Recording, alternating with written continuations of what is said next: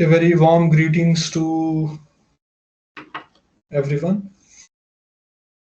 My name is Aditya Sharma, and this is Power Plant System Engineering course being conducted by IIT Guwahati Department of Mechanical Engineering under the NPTEL program. And we are into the fourth week of this course, and corresponding to this fourth week, we have our fourth live tutorial session. Instructor for the course is Professor Niranjan Sahu from Department of Mechanical Engineering, and I am also a research scholar here at Department of Mechanical Engineering.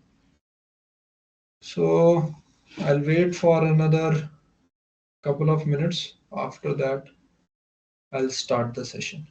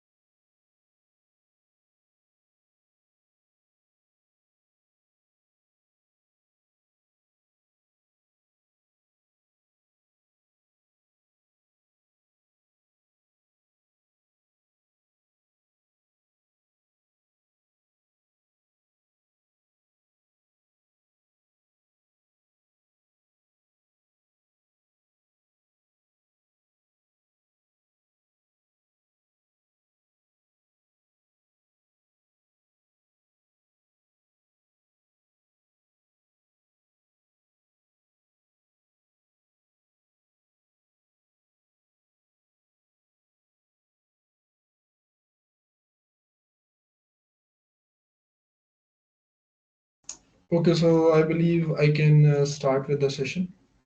So in the previous week's content, we saw cycles related to vapor power plants. So cycles like a Rankine cycle, right? And then modified Rankine cycle and other modifications that we did to a Rankine cycle, be it using a superheater or something else. So now from here onwards, we have started with the components, different components of the power plant, right? So in that series, in this week's content, what we have been introduced to is turbines. Okay, so in total there are three lectures. So lecture 7th is on introduction to rotodynamic machines. Then the next lecture is on impulse turbines, and then the ninth lecture is on reaction turbines. So the session will proceed as we have been doing in the previous two sessions. I'll discuss briefly the topics of the lecture and then questions related to that lecture, right? So let's start with lecture number 7.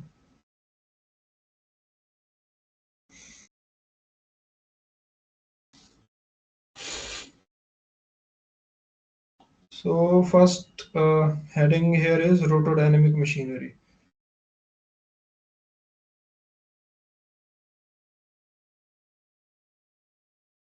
So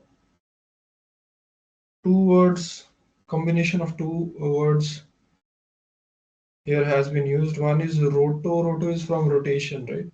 And dynamic means something if is in motion that we consider as dynamic. One is static and one is dynamic. So if something is in motion.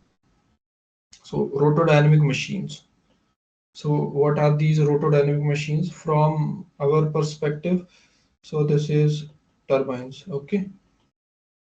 As far as this week is concerned. All right. Then comes the impulse principle. So what is impulse? So in our lower classes, we have understood impulse as change in momentum, right? And the change in momentum with respect to time, when we do it, gives us force, right? So that is the whole idea behind using this term impulse, right? So if I say impulse principle.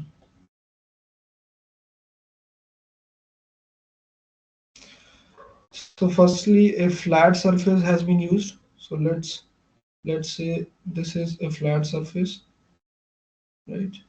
And some jet is impinging on it, right? So obviously this jet will have impulse, right? That is momentum change when it strikes here and moves in these directions, right? So this basically is your impulse principle. So now if we take Vs as the jet velocity and Vb as the plate, if the plate is also moving with some velocity Vb, in that case we can write its force as this, where this term is basically the relative velocity term, right? So this is your impulse principle. Then there are expressions for work that has in such scenarios, the work that is done by the jet, right? Why I am using the term jet? Because in our power plants, so this steam, high pressure steam that comes out of boiler, we use it as a jet and impinge it on, let it pass through the turbines, right? Okay. Then there is this work rate, right? Then kinetic energy of the jet and the work done by the jet, and then the efficiency related to this. So all these things have been mentioned in your lectures. Okay. So I believe there is no need to write these, right?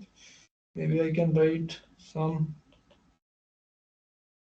basic things like the kinetic energy that is coming with the jet velocity, correct? Okay. Then there are expressions for the optimum blade velocity. So we can call this as a blade. Okay.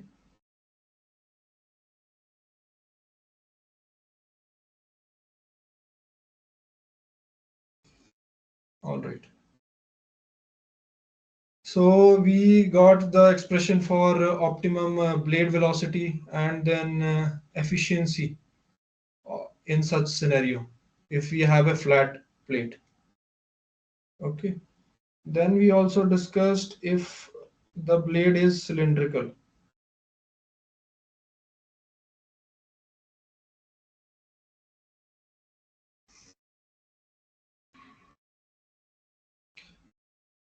Okay.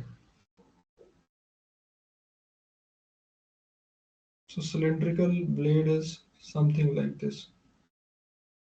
Basically, this is the cross section. And I hope you are able to visualize how the blades are mounted on your rotor, right? So we have some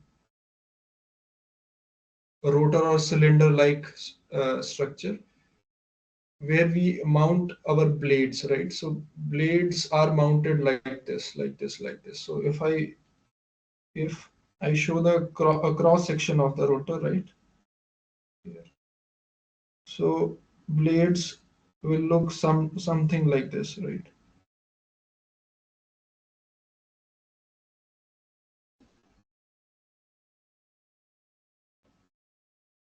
Something like this. Something like this. Okay, I'm showing the cross section. Sorry, sorry.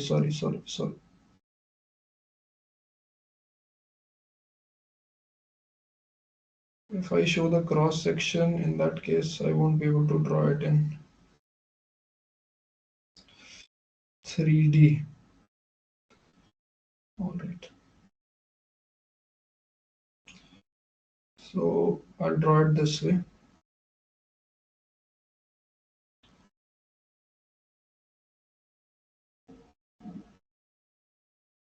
In 3D.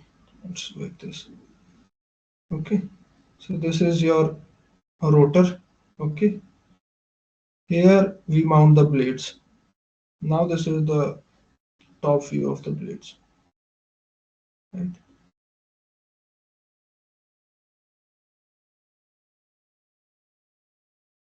Like this.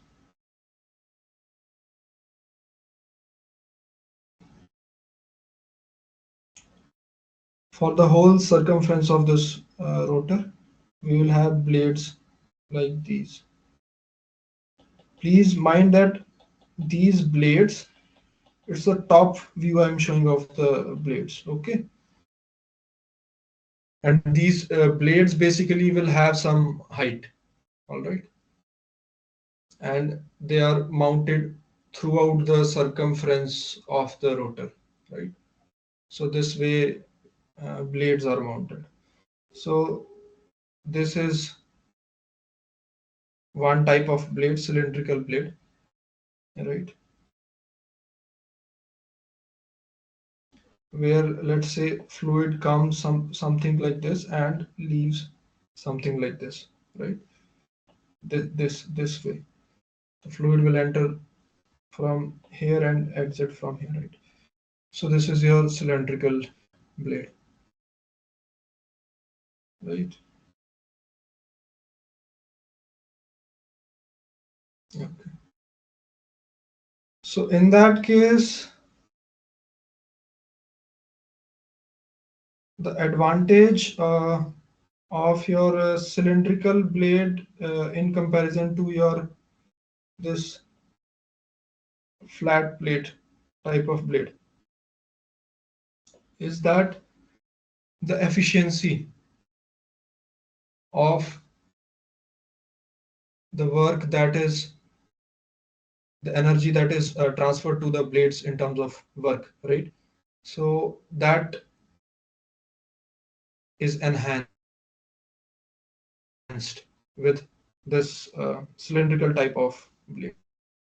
So if you say the see the maximum efficiency in both the cases, right? So for the flat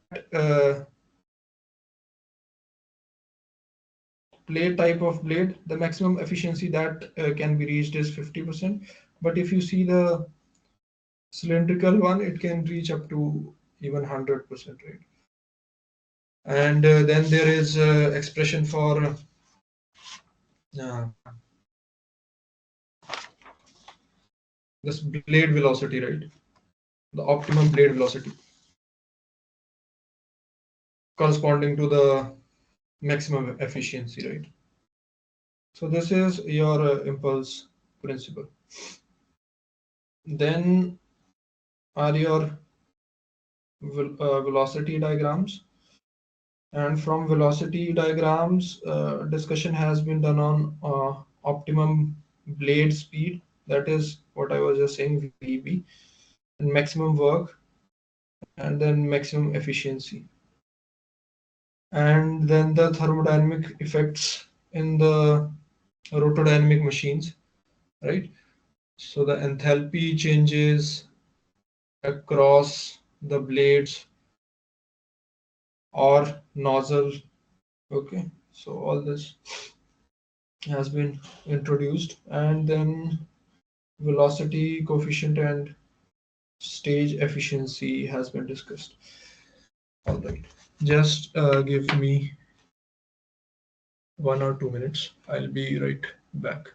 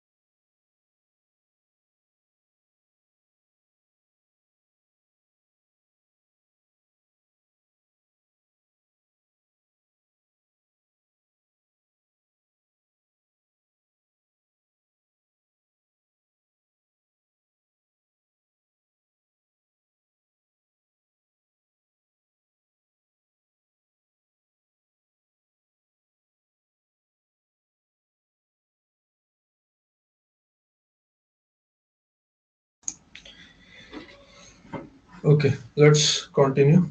So velocity diagrams, right? Okay.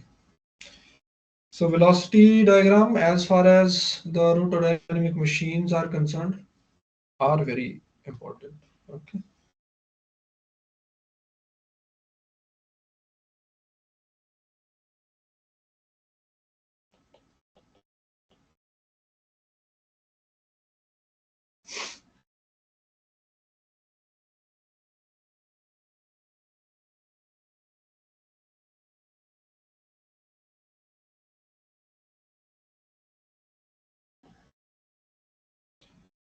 So I'll draw one blade, cylindrical blade. Okay. And then velocity diagrams corresponding to it. Something like this.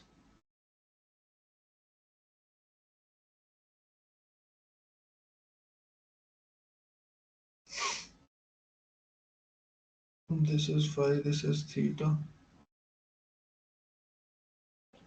Yeah, this is left. All right. This is S1, this is relative velocity. Right.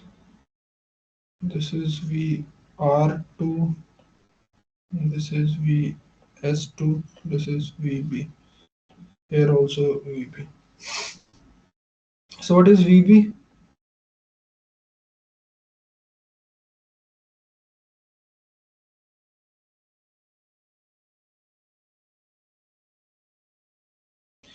S subscript is for absolute velocity. Okay. And R subscript is for relative velocity.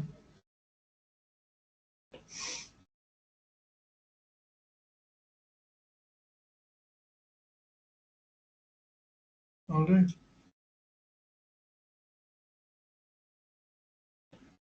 Phi and gamma are for blade angles, blade entry and exit angles respectively. I'm just writing it in short. Then is your theta and del. These are fluid angles, entry and exit. Okay. So this nomenclature for the velocity diagram I have drawn. Right. In that case, if we have this velocity diagram, so for your impulse, sorry, turbines force, you can write this way.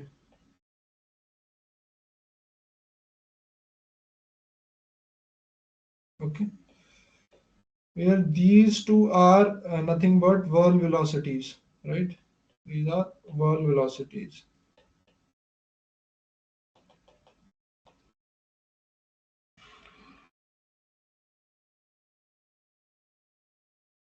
All right.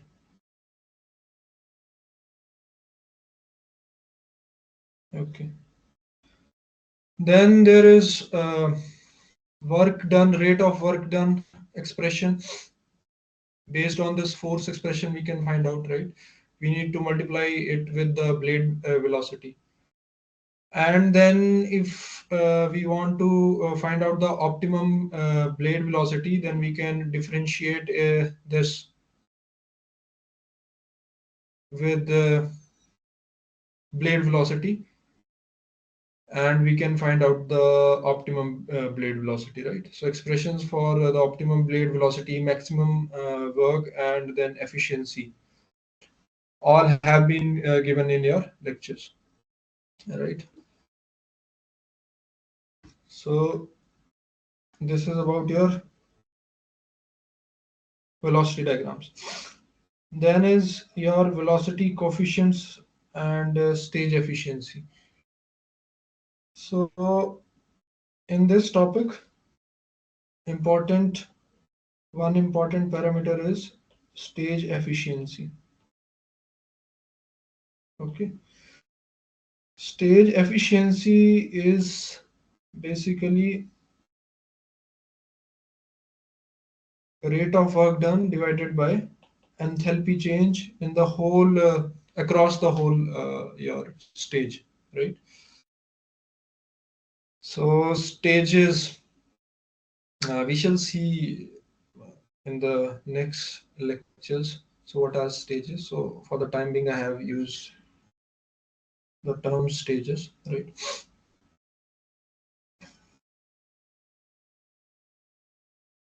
So one stage can act as a whole uh, turbine, right? So and then we can add number of stages, right? We can combine different stages and then make one whole turbine with n number of stages, right? So this is basically briefly what stages by stages, what do I mean? All right. So this is your stage efficiency. Okay. So the work we get and the enthalpy we have lost. So ratio of these two terms. Right. So this is your lecture number 7 on impulse principle, right, and velocity diagrams. So now if we see questions.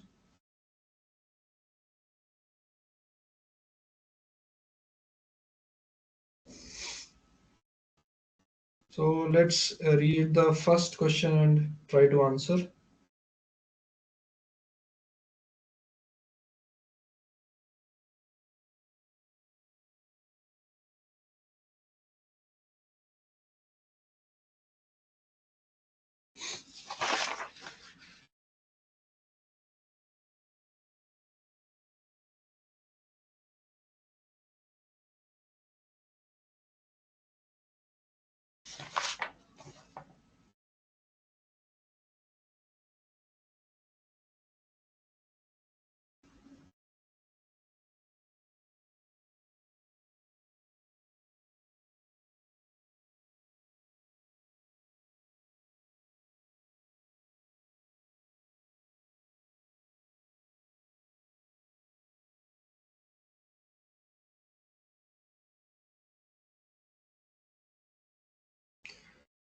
So please read this question and then try to answer this.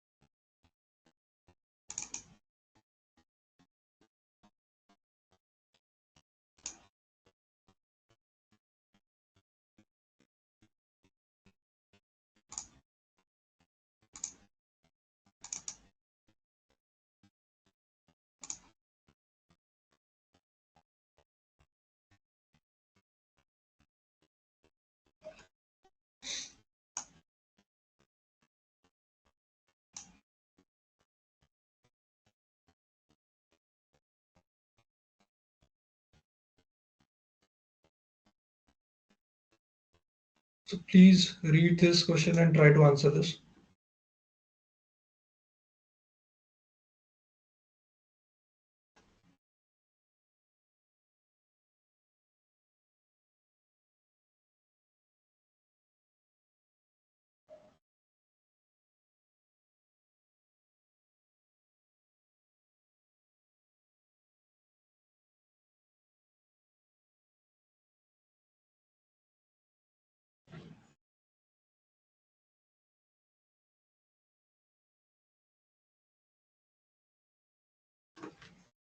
Should have been fluid. Yes.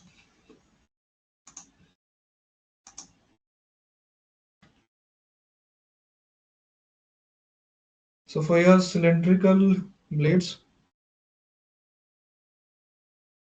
what is the expression for work?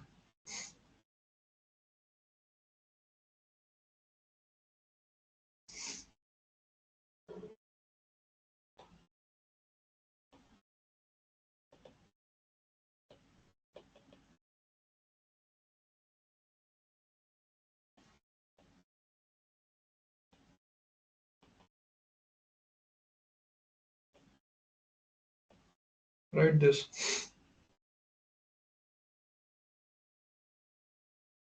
Now, if you see the question, it says that if your fluid exit angle is higher in a cylindrical blade, then what will it have effect on the work done?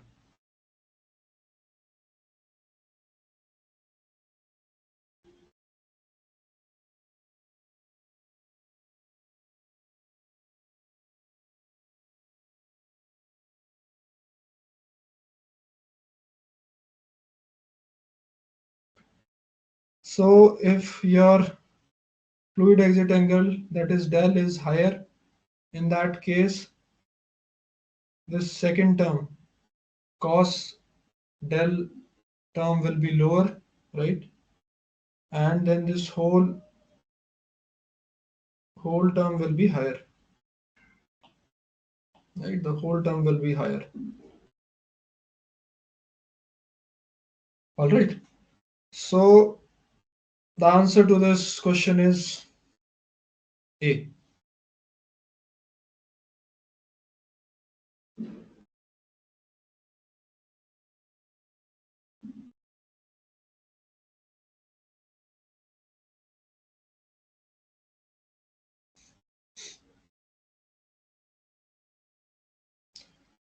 Okay, so moving on to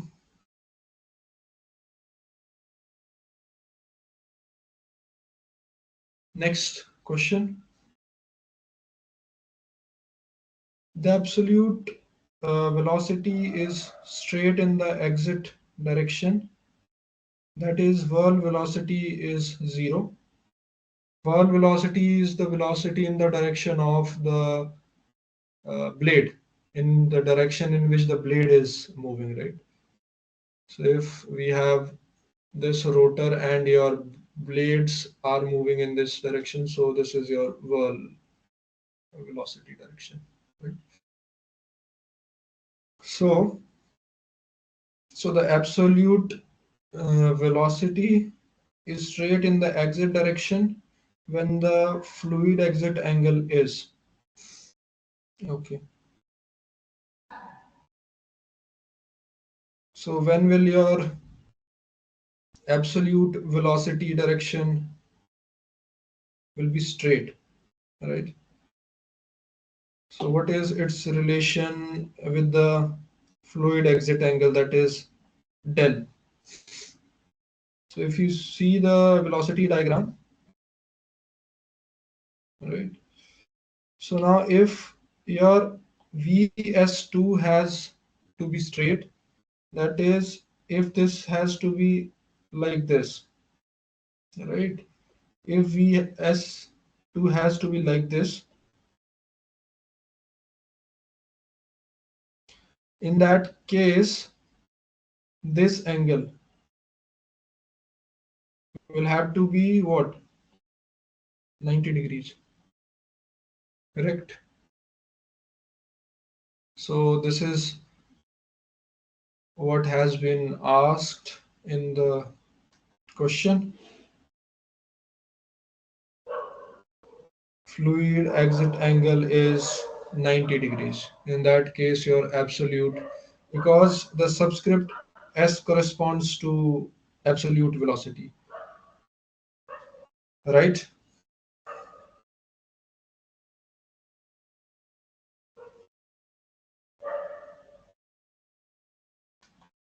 Okay.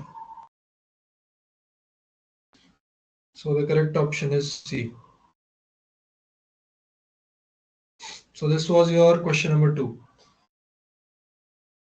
Now moving on to the next question. That is question number 3.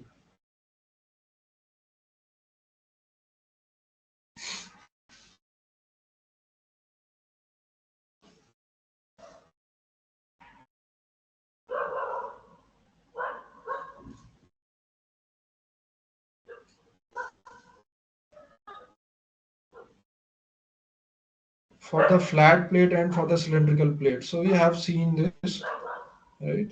I just shown here.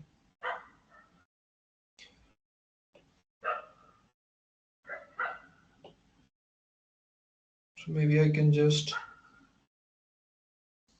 this is your question number 3, right? So your flat plate type of blade,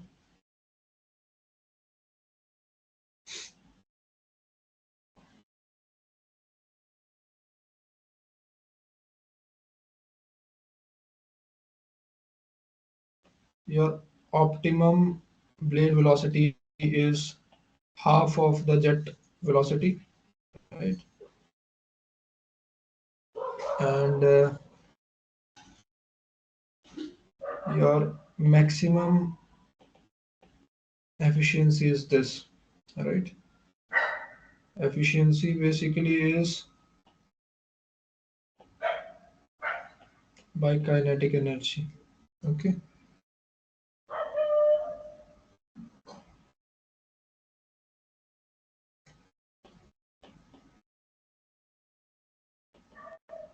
This is this, and kinetic energy is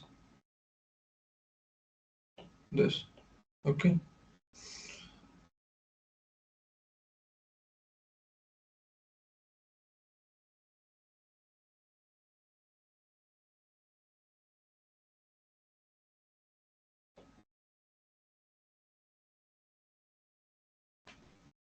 So this is your for flat plate, and for your cylindrical blade.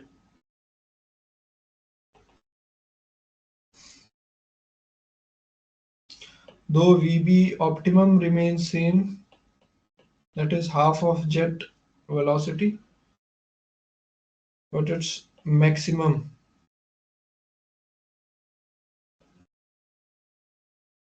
efficiency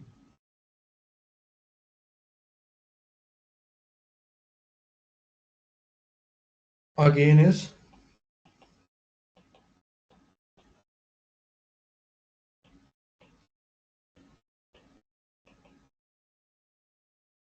this is V.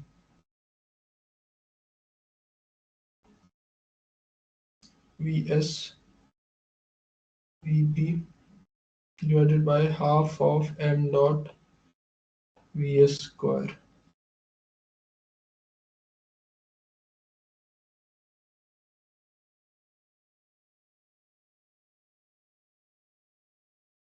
This is 100%. So if we are giving X amount of kinetic energy to cylindrical blades, the whole kinetic energy can be converted into work if there are no other losses, like frictional losses is one prominent loss. Okay. So this was question number 3. So for flat, it's 50, and for cylindrical,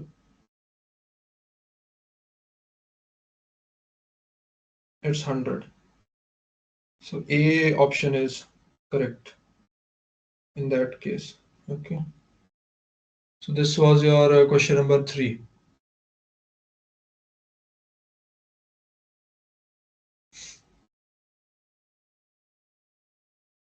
Now we will move on to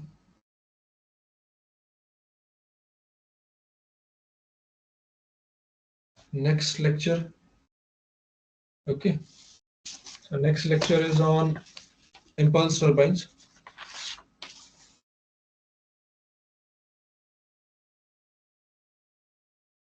lecture number 8.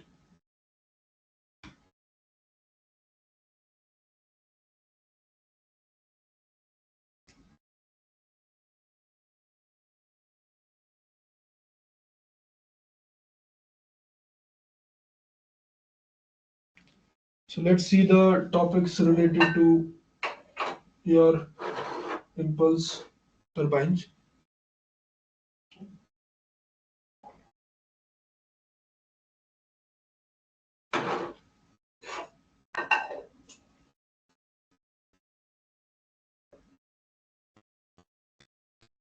So this is your lecture number 8. First topic is your impulse turbine, then single stage impulse turbine, that is also known as D-level turbine, then compounded impulse turbine. Compounded means a number of stages, right? And then in compounded impulse turbines, there are two types of turbines. One is your velocity compounded, and another is your pressure compounded, right?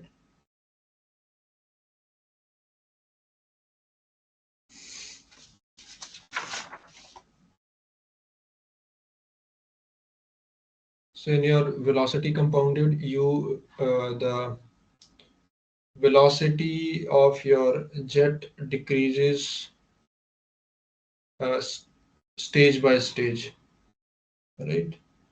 And when we talk about pressure compounded impulse turbines, there the pressure of your steam is uh, reduces step by step or stage by stage. Okay, sorry. So these two types of compounding of impulse turbines has been discussed in lecture number 8.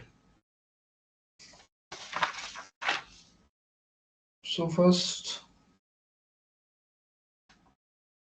I'll just draw the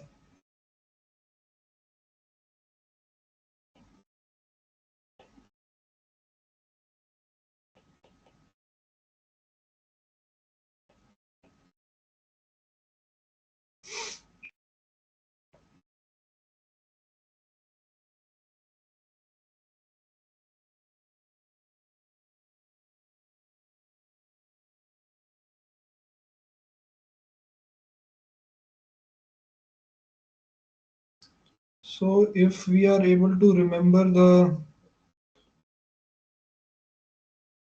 way pressure and velocity behaves in a particular turbine, then that's a lot of information that we have in our hand to understand that particular turbine.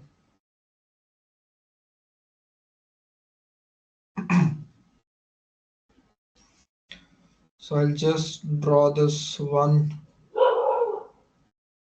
I won't draw it again and again because it consumes a lot of time, but something like this, right? This is the axis. So this is your nozzle, okay? Then we have blades here.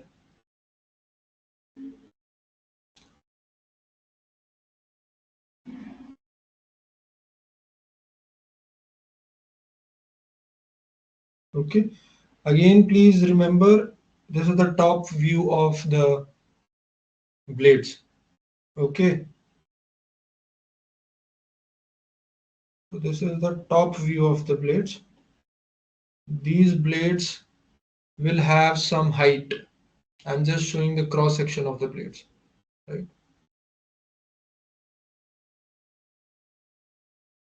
And the space between two dotted lines that I have ticked is basically the circumference of the whole rotor. Okay.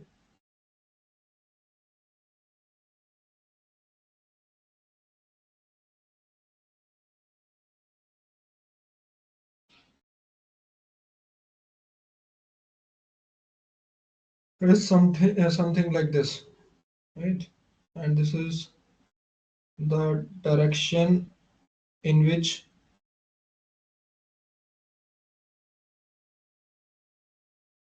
your rotor is moving, right?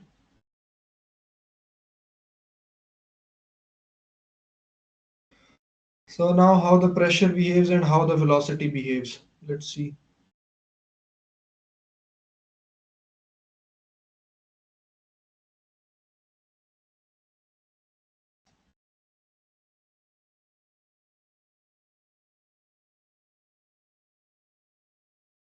This is your pressure, this is your velocity, and this is your distance, okay?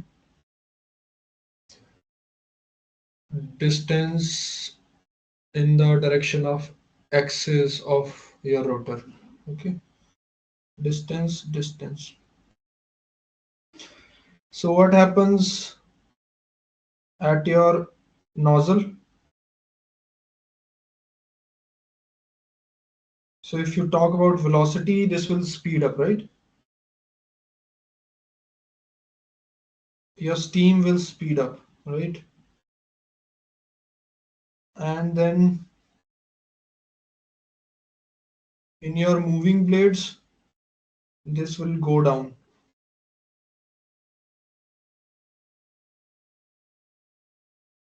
right? Which is basically the impulse action that we have talked about in the lecture number 7, impulse principle.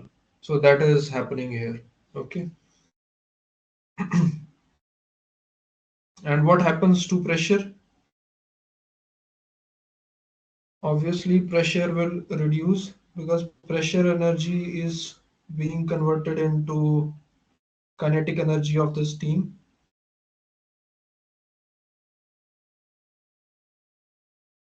right?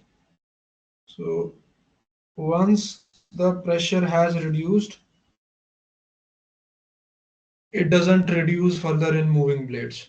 Okay, so the pressure drop takes place only in your nozzles in case of impulse turbines, right? So this is your impulse turbine, how the pressure and velocity behaves. Now the compounding of impulse turbines, and why do we do that? So there are various reasons, right? So what I just sorry showed you is a single stage impulse turbine. So one nozzle plus moving blades. This is one stage. Okay, this is one stage. So this way we can have different stages. Okay, we can combine different stages and come up with a single turbine. And this type of compounding, why do we do that? What's the reason behind doing such compounding? So there are few reasons like centrifugal stress on the rotor blades.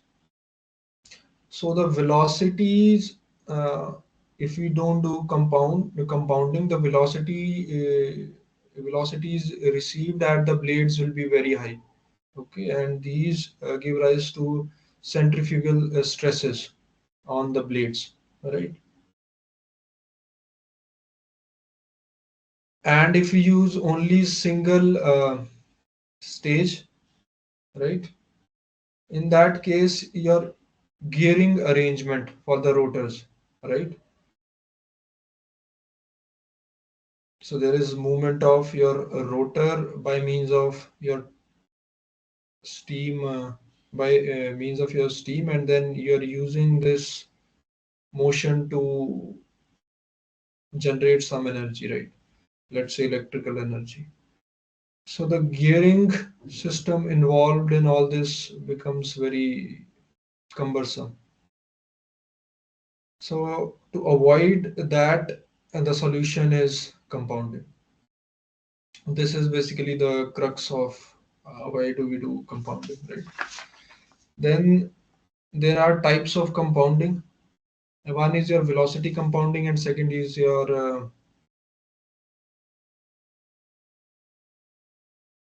pressure compounding, right? So,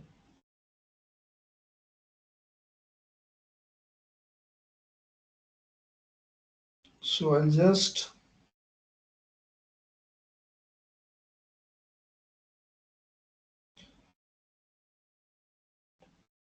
velocity compounding.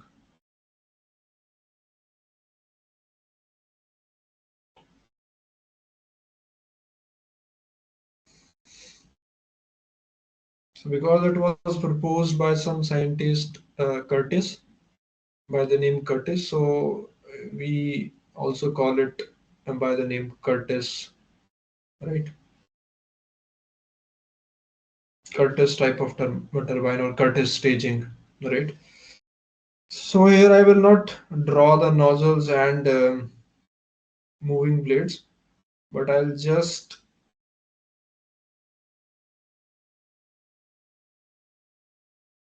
use their names only. Okay.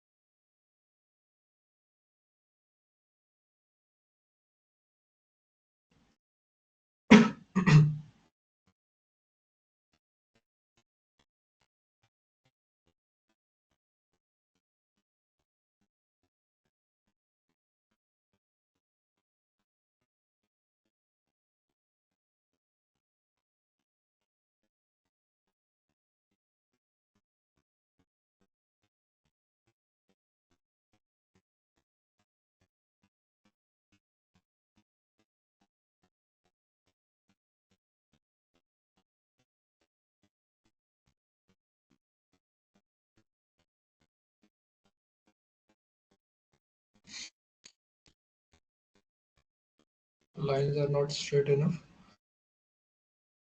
but that is fine. So I'll just write here this is for nozzle, this is for moving blades. So this is for stationary blades, this is for moving blades. Okay.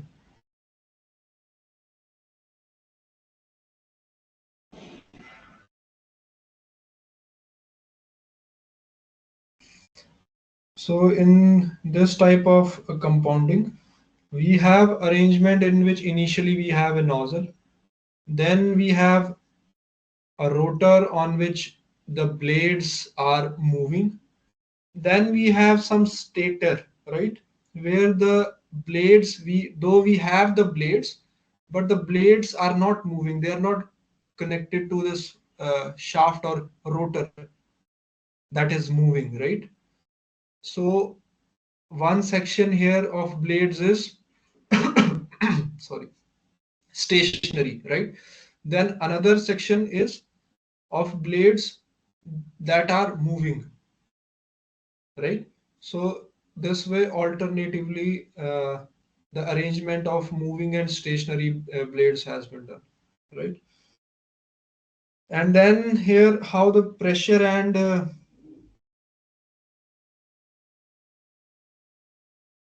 velocity behaves.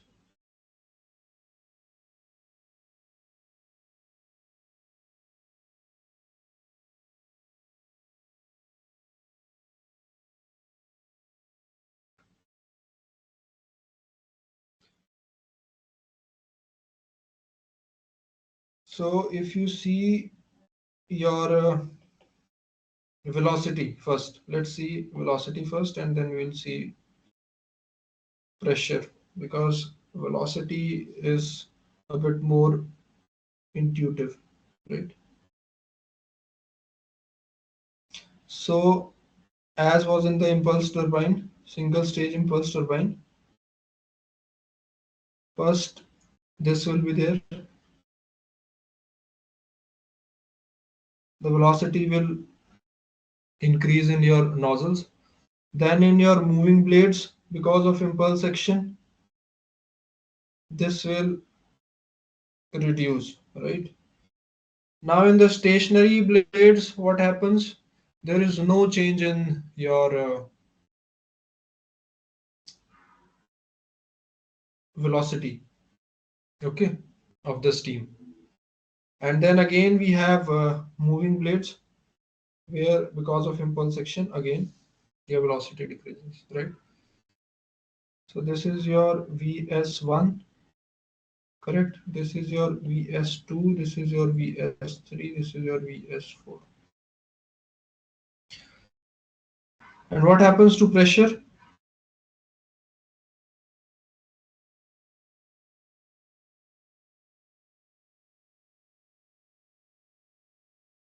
As was the case with single stage impulse turbines, same is here also. Okay, the pressure drops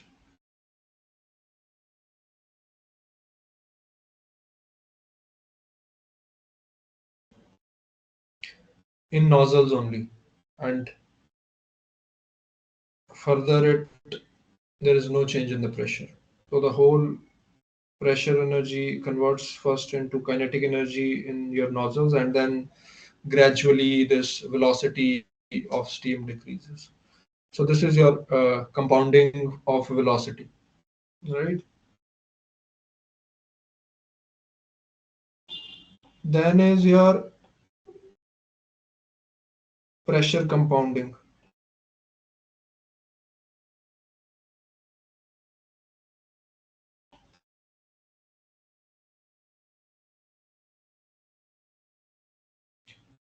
This is also known as this staging. Okay, velocity compounding, also known as Curtis staging.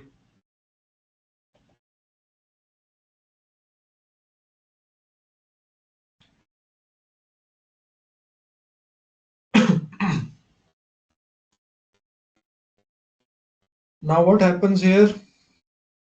So here in velocity compounding we had stationary blades, but in pressure compounding, in place of stationary blades we will have nozzles, right? So alternate nozzles and moving blades, combination of alternate nozzles and moving blades gives rise to a pressure compounding of impulse turbines, right? Okay, so now let's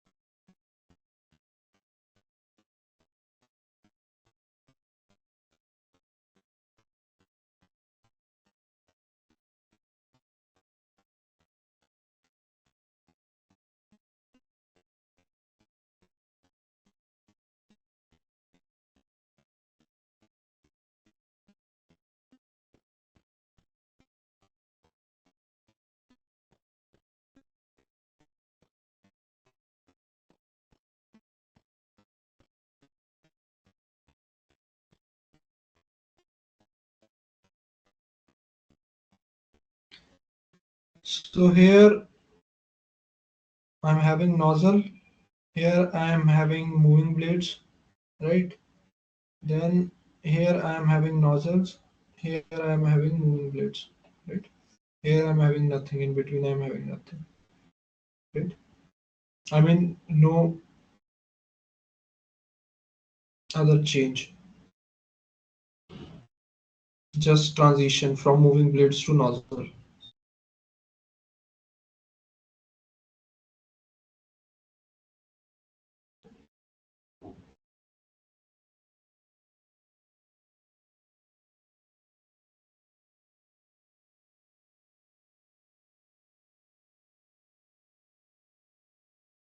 So we have seen that across the nozzle, your pressure drops and your velocity increases, right? Uh,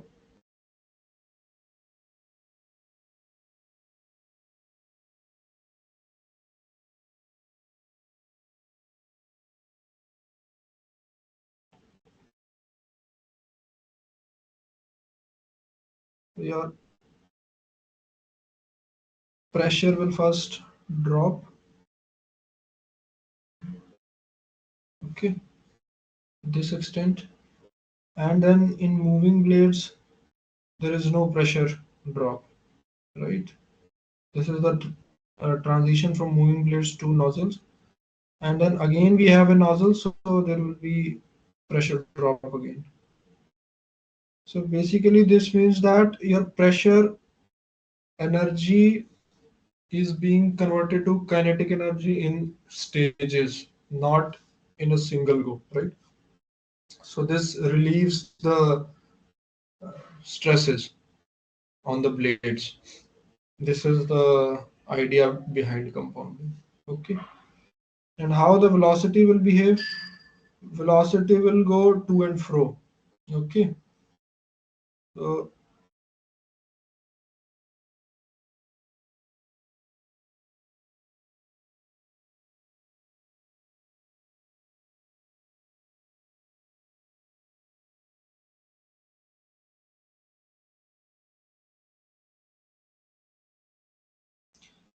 in the moving blades, there will be impulse action. Okay. Then this is transition zone. Again, in nozzles, the velocity will increase, right? In moving blades, there will be impulse action. So this way, pressure and velocity will behave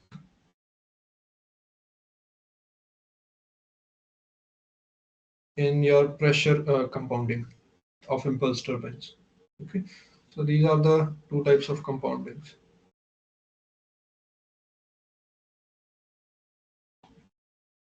All right. So then moving on to questions.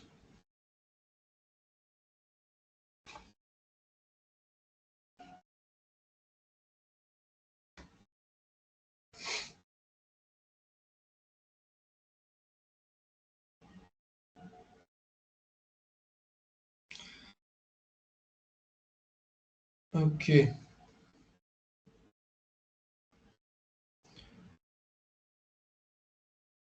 So this is question number 4. Most of the enthalpy drop in an impulse turbine occurs in moving blades.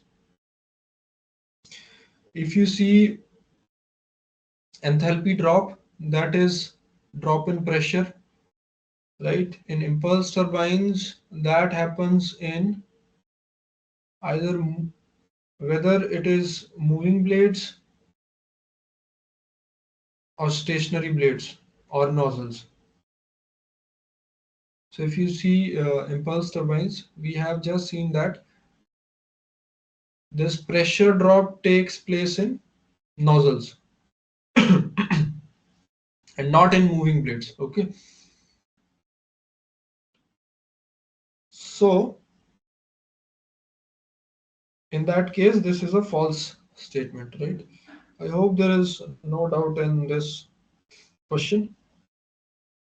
Then we have next question. The single stage impulse turbine is commonly known as, oh sorry, this should have been a fill in the blank type of question. Anyways, so this is a D level D level turbine, right? All right, not an issue. Okay, so let's see this question number 6. Which of the following statements is correct? Right? The Curtis staging. So if we see the statements, which one is correct?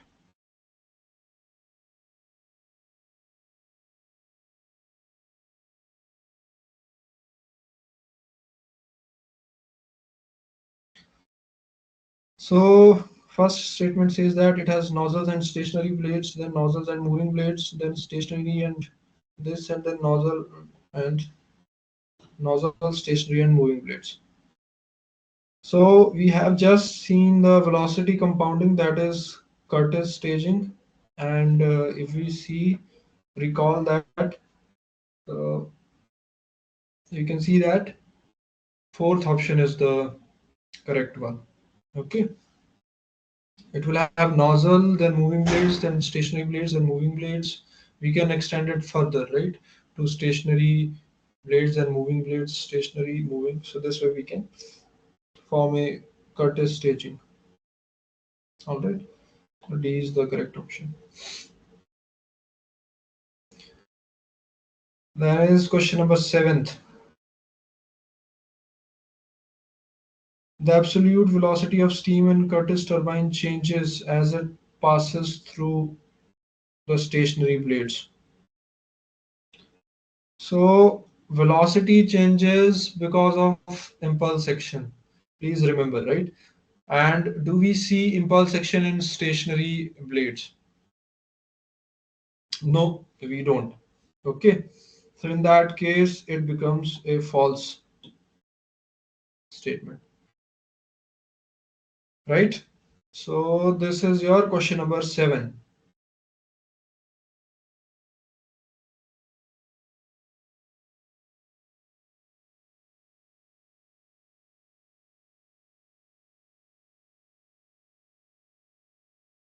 So only a single nozzle is used in this type of turbine. That is also the pressure compounding type of turbine, right? I don't know how to pronounce it, but yes,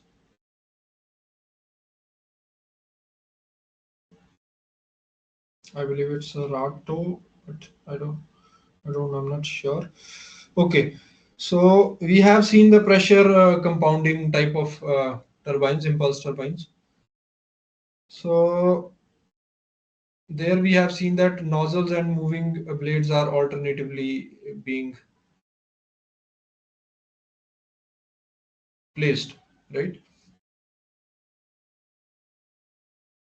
And in that case, this statement becomes a false statement because it says that only a single nozzle is used in the Rato turbines. That is not the case.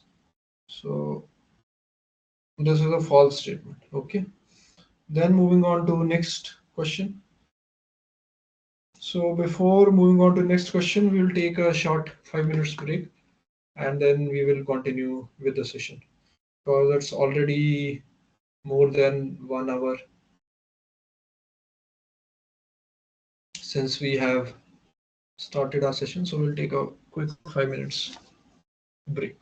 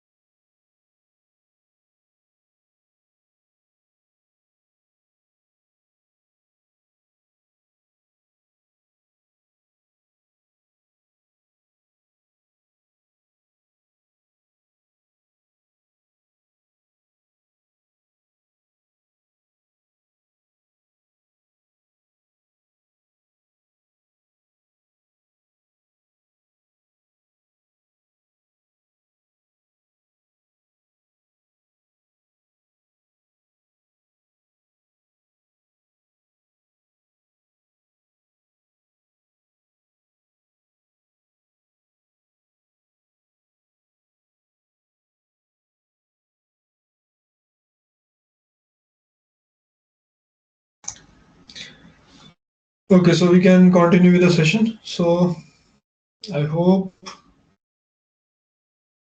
you have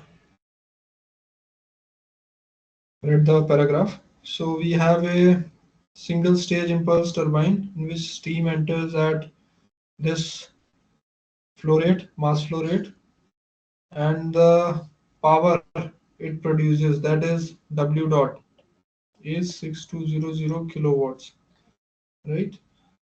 Then enthalpy of steam at the inlet, this is H1, and at the exit is H2. All right. Then the blade efficiency for the turbine. So we need to find out the blade efficiency. One is stage efficiency, one is blade efficiency.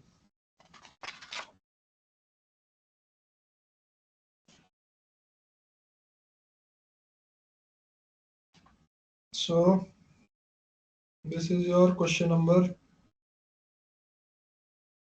9.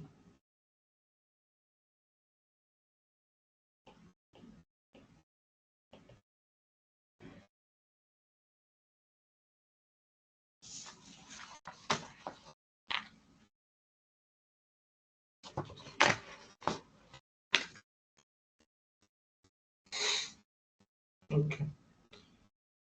First of all, what is blade efficiency?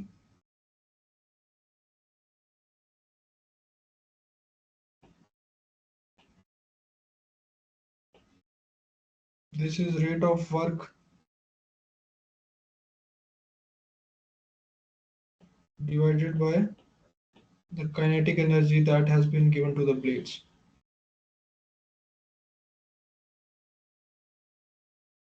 Okay.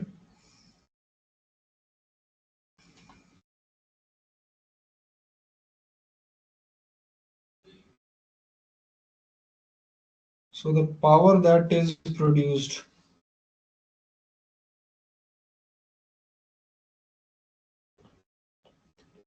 is 6200 kilowatts. That is 6200 into 10 raised to power 3 watts. This is 39 kg per second. What is velocity? Velocity we don't know, but we know that PS equals to H1 minus H2 to root this. Now what is H1? H1 is 3196 kilojoule per kg. That is given to us. H2 is also given to us, 2946 kilojoule per kg. This is given to us. Okay. So Vs becomes 2 into 3196 minus 2946 into 1000, because it's given in kilojoules and we'll use SI units, right? So if you work this out, this will come out to be 600 meters per second. Then your blade efficiency becomes 6200 into 10 raised to power 3 divided by half, that is 0.5 into flow rate 39 kg per second into Vs square. Okay. Now if you calculate this, this will come out to be, that is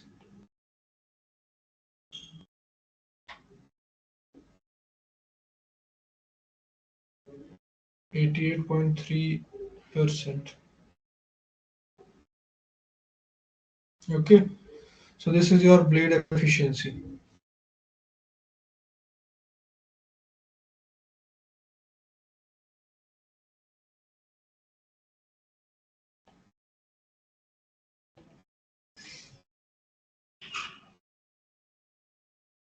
Now, if you see your stage efficiency is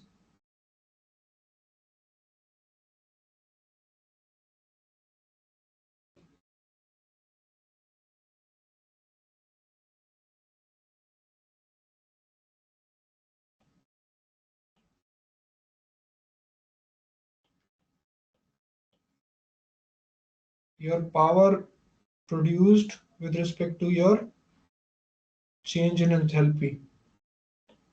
Okay, so this is 10 to the power 3, numerator is same, denominator is 39 into 3126 minus 2946, which is essentially, if you work this out, this is same as was the result of the previous question, right? For a single stage turbine, this has come out to be same.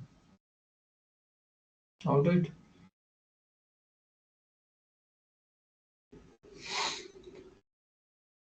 Then next questions.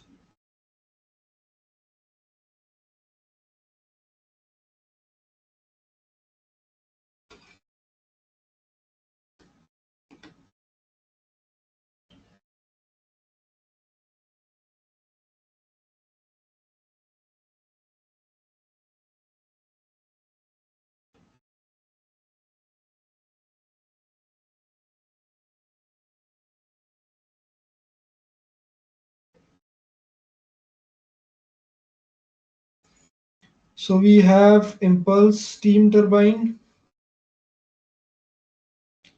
and several number of pressure stages. So this is your Rato staging, type of staging.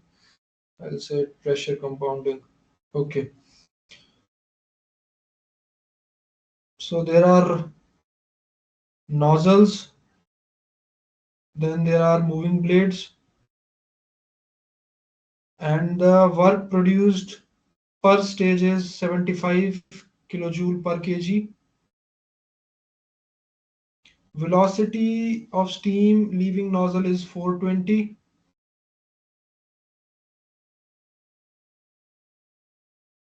So initially, the steam is at 2 megapascal, that is 20 bar, and then temperature is 350 degrees Celsius, and then the condenser pressure is this, and specific enthalpy has been given for it. So we have to assume that in each the stage work done is same, okay, and stage efficiency is also same, right?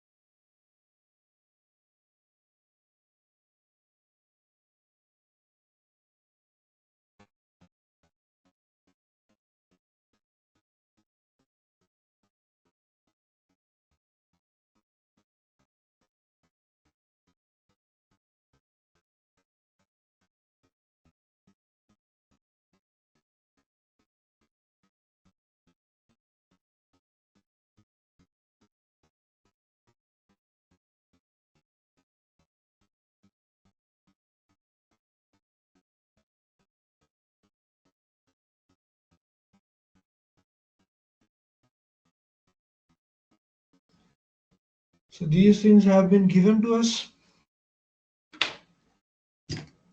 So please note down the values and then we shall solve it.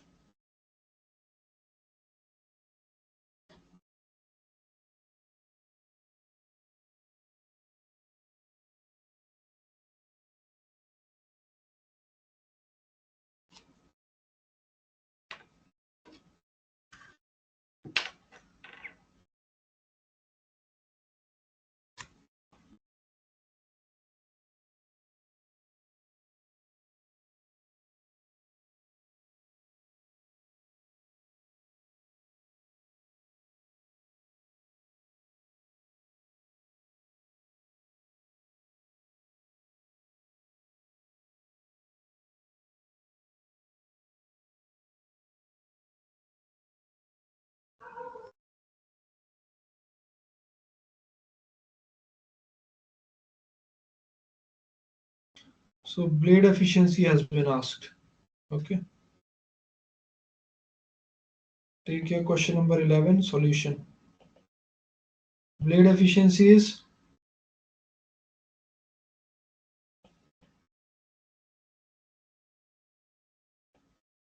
square.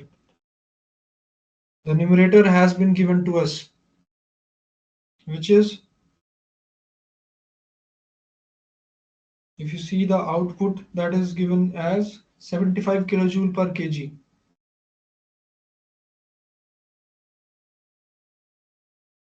So this is 75 into 10 raised to power 3 divided by half into Vs.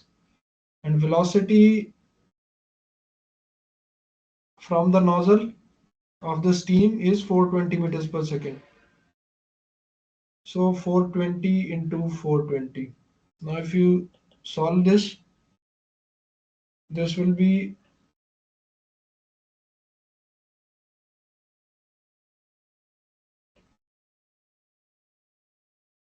so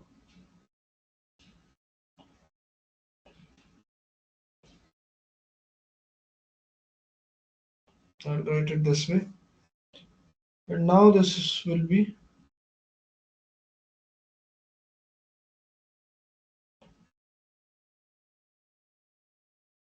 I hope I'm not making any mistake in calculation, and if so, you can just mention it in the comment box. Okay.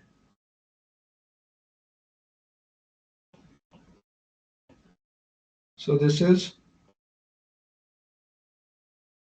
85.2%. So this is your blade efficiency. Now moving on to next question.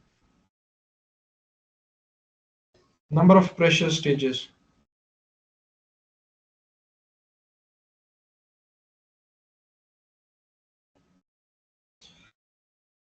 So in each stage, this we can find out how.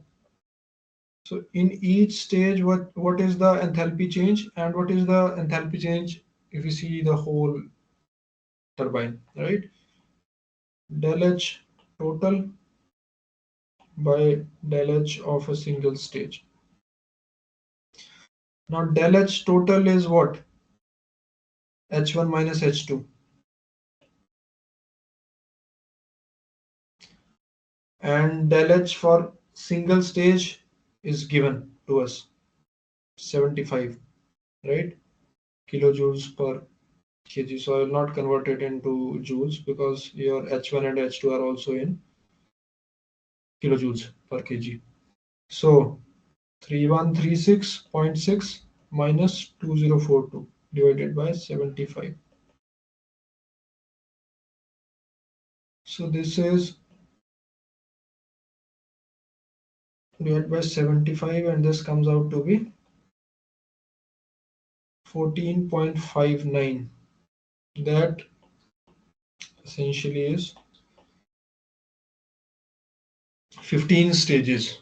Okay. So simple question it was. So this was this and this was 15. Okay.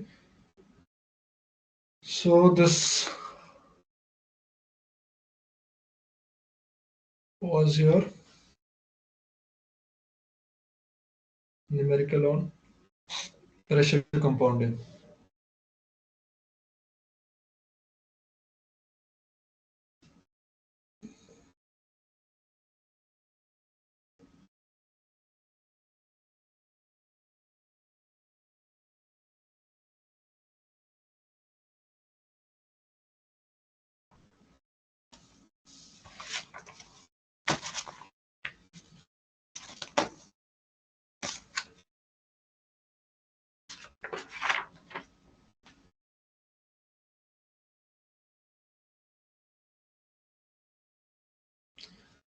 So now we have lecture number 9 in our hand, and this is on reaction turbines.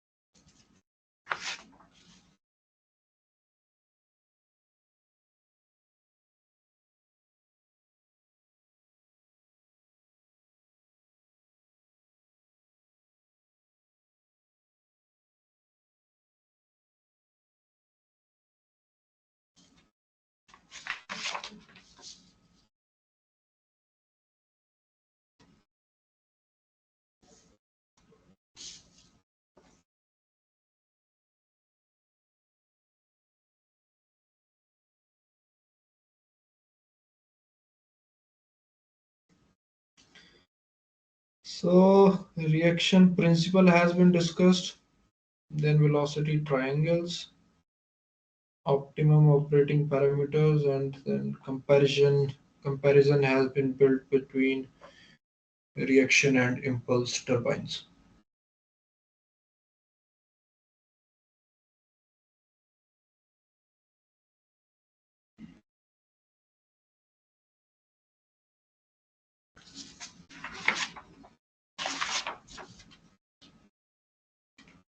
So by means of the pressure and absolute velocity graphs with respect to distance along the axis of the rotor, I'll try to first explain lecture number 9 on reaction turbines.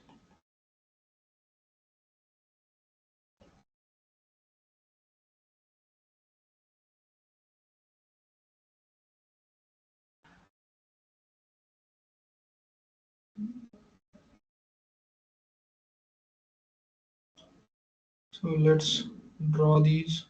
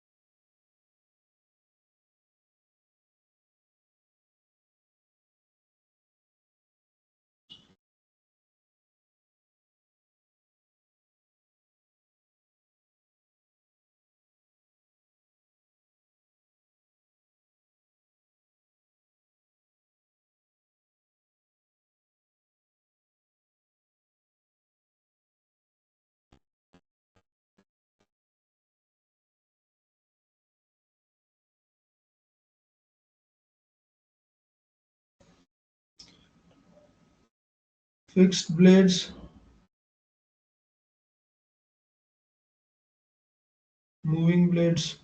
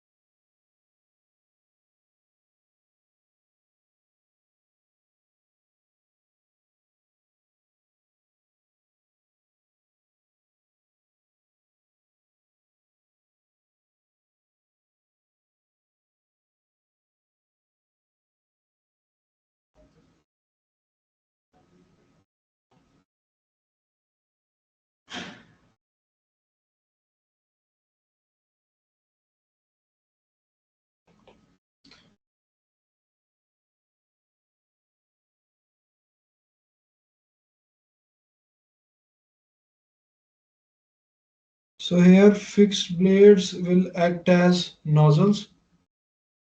Okay.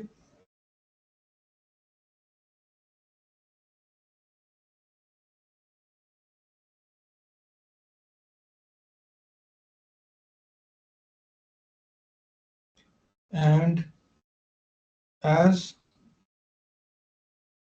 was the behavior in pressure compounding of impulse turbines, the velocity will keep on doing like this alternatively. So in your fixed blades that act as nozzles, right?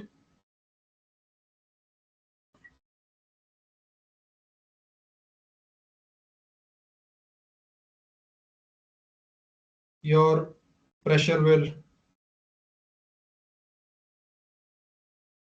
drop and velocity will increase, right?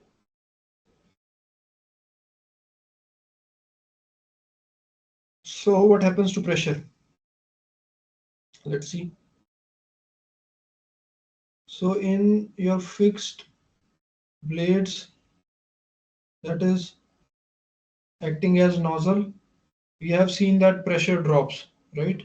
But in moving blades, your pressure does not drop, right? But in the reaction turbines, the blades and the area of blades have been chosen in such a way that your pressure energy of the steam also comes into picture, and this pressure energy is only creating the reaction in the moving blades. That's why we call these turbines and as reaction turbines, right?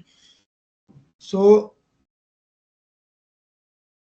in moving blades also there is dip in the pressure energy, right? So there is continuous dip in the pressure energy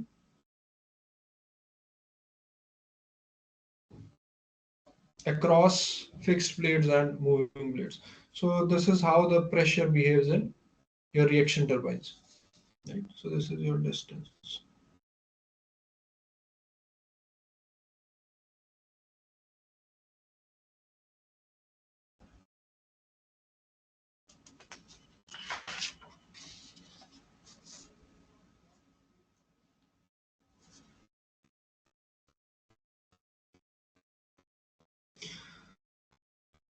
So enthalpy will change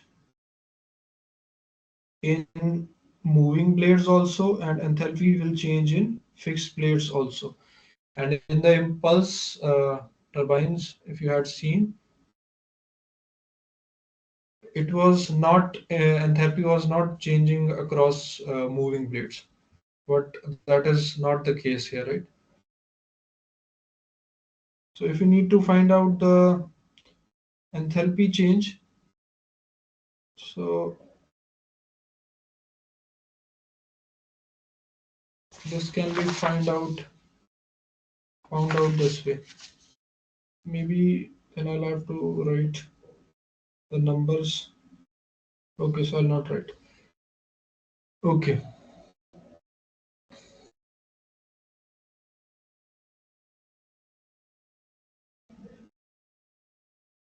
right.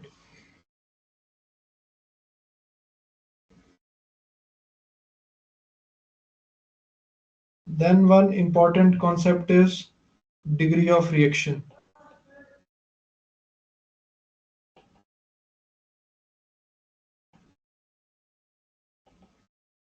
So what is degree of reaction?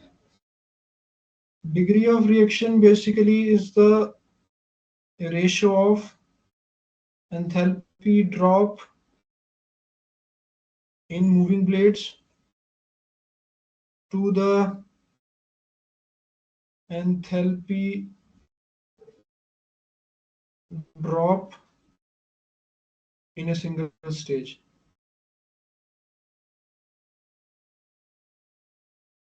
So single stage comprises of a set of moving blades and stationary blades, right? So if you see here, this is a single stage, okay? Then this is another stage, right? So these are the stages in reaction turbines. So this is your degree of reaction, okay?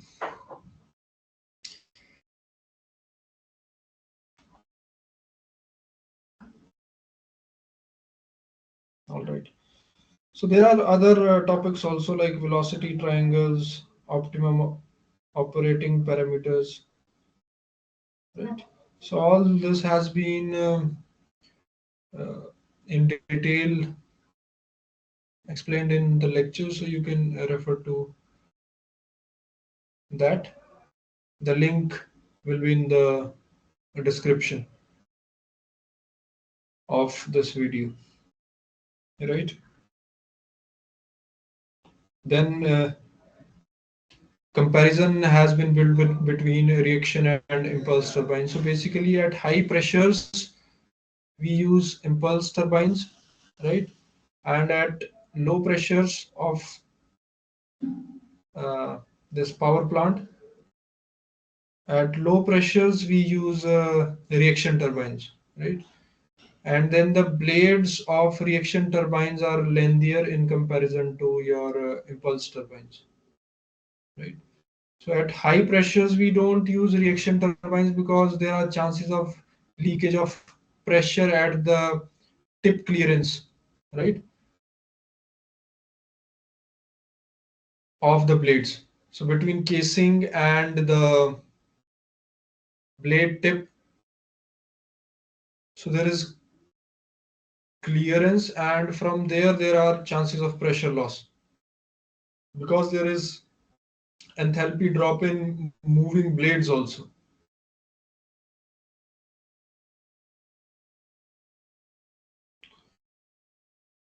Okay, so these are some fundamental differences between reaction and impulse turbines. So we will see few questions based on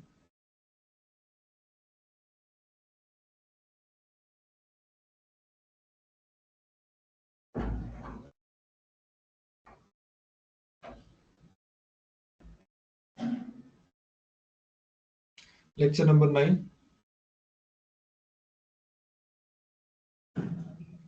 So this is question number 13. You can try to answer this.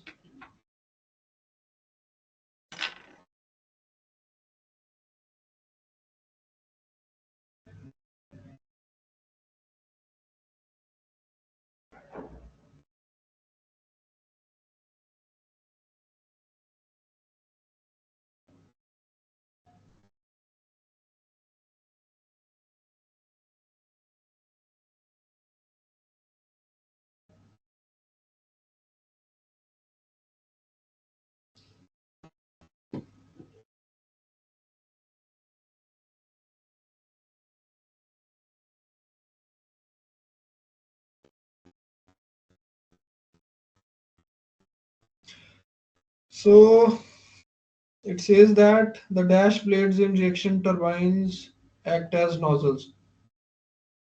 So the answer to this is fixed blades in reaction turbines, right? Act as nozzles. We have just seen that. So option A is correct.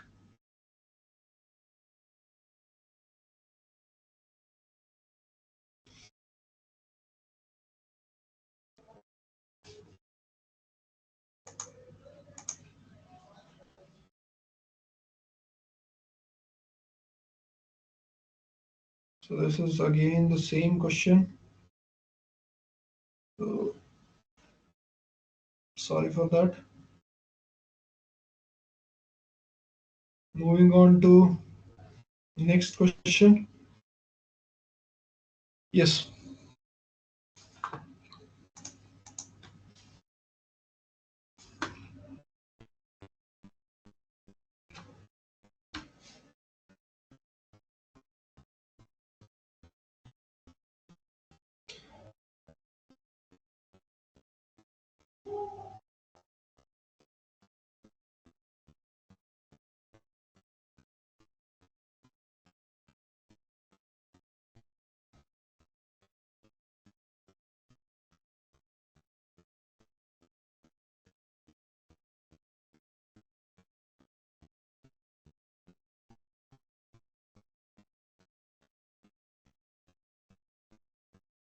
So it says that degree of reaction is defined as the ratio of enthalpy drop in dash blades to the enthalpy drop in the dash. Yes, degree of reaction. So this is the definition of degree of reaction only. So this is enthalpy drop in moving blades to the enthalpy drop in the whole stage. Right? So option C is correct.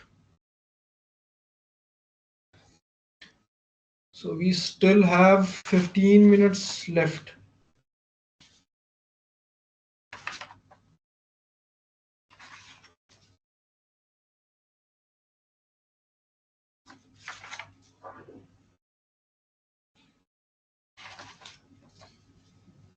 So we can see this numerical in that case. So this is, so we have done a numerical on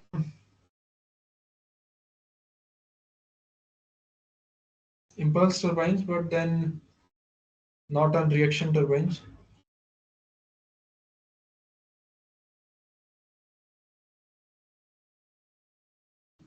So this numerical is from your lecture number 9 only.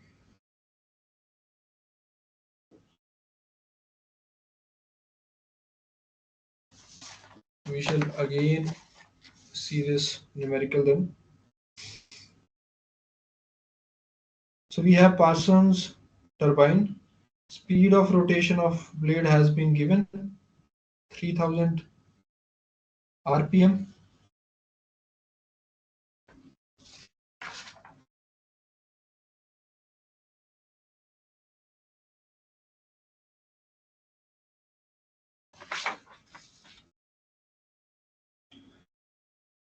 And the blade speed VB has been given as 100 meter per second. VB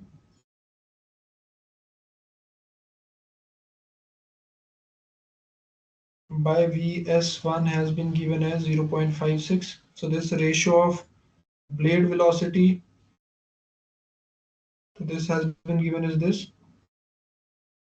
Exit blade angle is gamma. Gamma has been given as 20 degrees. And then height of the blades is given as 25 mm.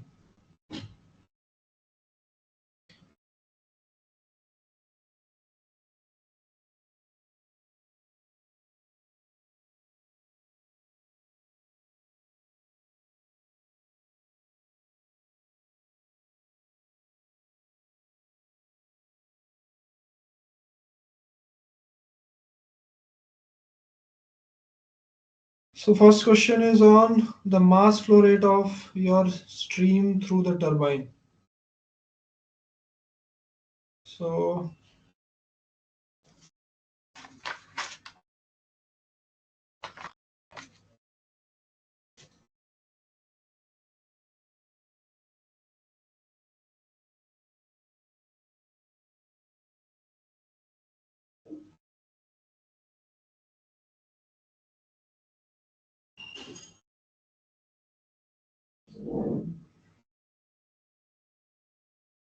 So we will find out the mass flow rate using the volume flow rate. Okay.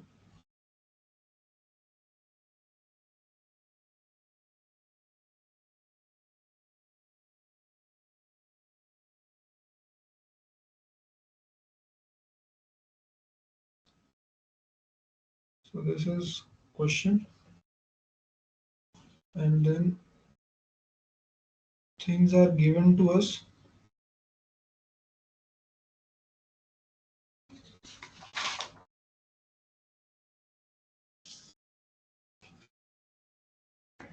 So we will first draw the velocity diagram, right?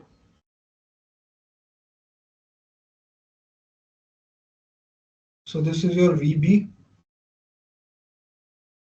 okay, the blade velocity.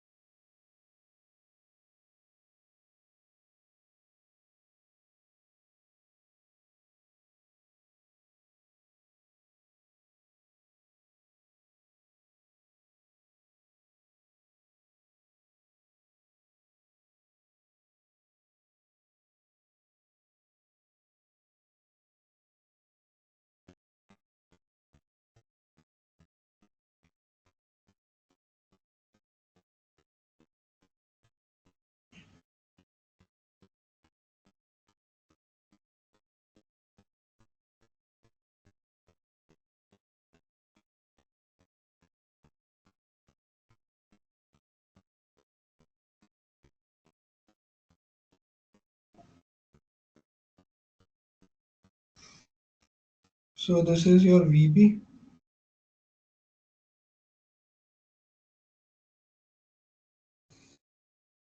all right.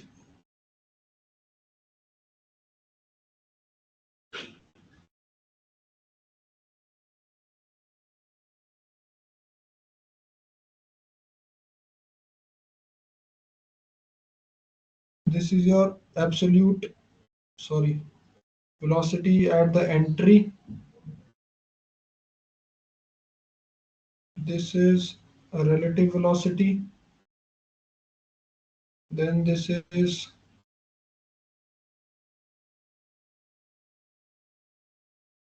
at exit, relative velocity at exit.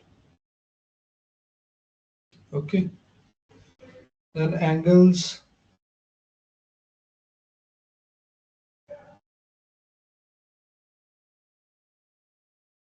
right?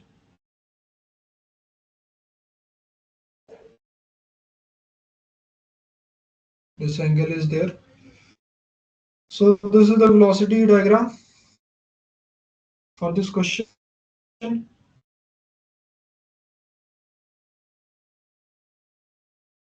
right? Now,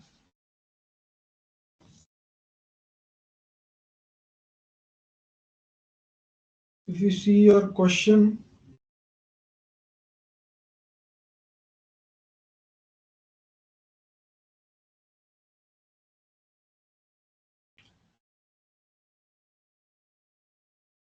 it says that find the mass flow rate. So we'll find the mass flow rate using the volume flow rate. So volume flow rate can be written as, this is specific volume,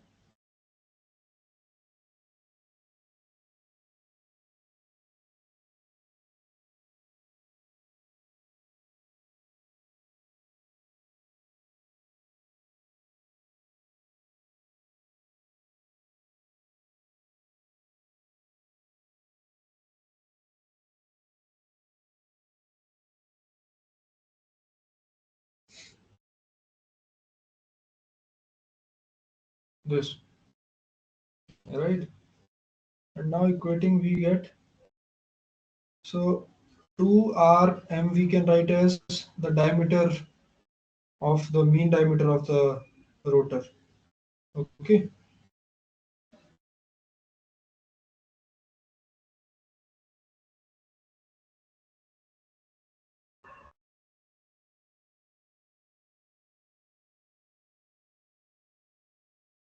So this has been given to us. This we need to find out, right? And if you take that the two, the blade is geometrically symmetrical, right? In that case, gamma will be equal to theta, that is equal to 20 degrees. Okay. But then this has been given to us, HB has been given to us, but then DM we need to find out, right? So first we will find out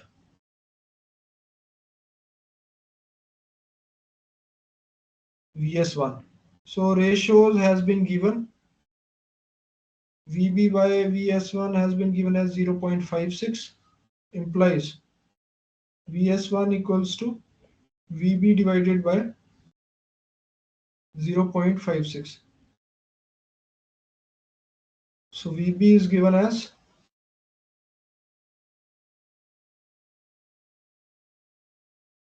100. Okay. So 100 divided by 0.56, if you work this out, this will be around 178.6 meters per second. Now we need to find out dm. So how do we find out dm?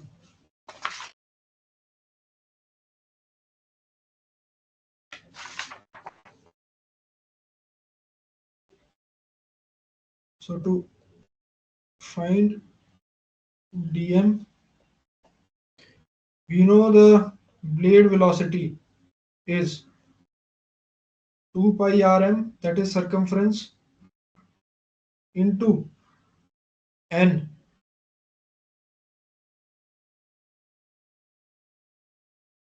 that is the rate at which it is rotating. So this is given in per minutes, that is RPM has been given. So we will write 60 in the denominator to convert the minute into seconds, so that we have units in SI. Okay. So VB equals to pi dm n by 60, implies dm equals to 60 into VB divided by pi n.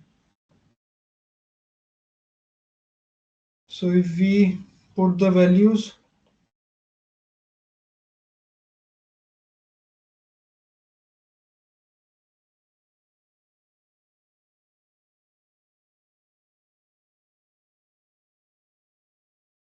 $3,000.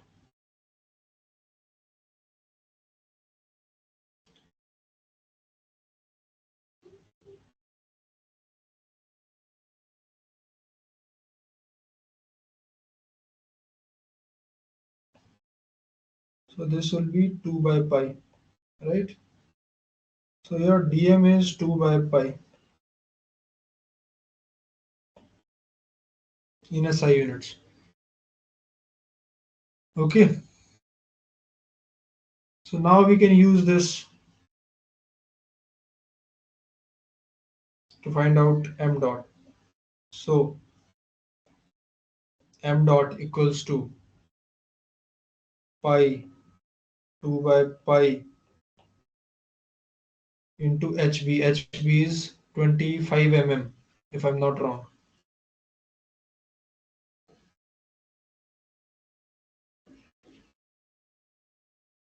Yes. So 25 mm basically is 0.025 meters. Okay. Then VS1 is 178.6. 178.6, right? Divided by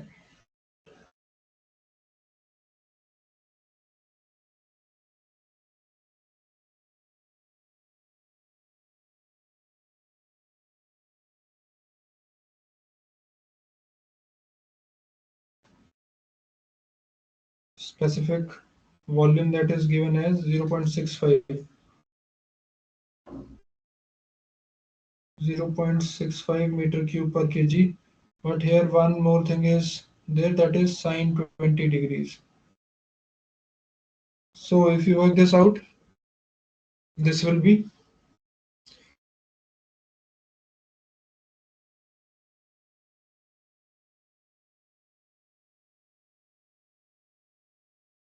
one, sorry, So this will be 4.7 kgs per second. So this is it, right?